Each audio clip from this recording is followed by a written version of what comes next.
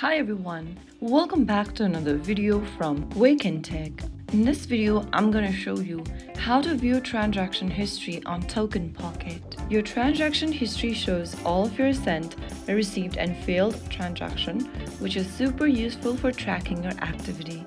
To view your transaction history on TokenPocket, first of all, start by launching TokenPocket app open on your device.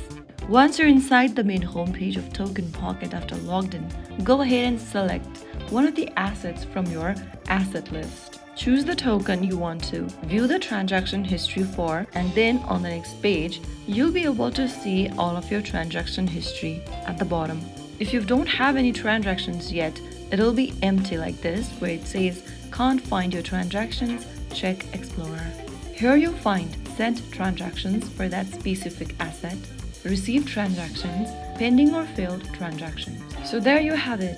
That's how you easily find your transaction history on TokenPocket. That way you can track all of your crypto activity. If you found the video helpful, don't forget to like, share, and subscribe to our channel. I will be back again in the next video. Thank you for watching.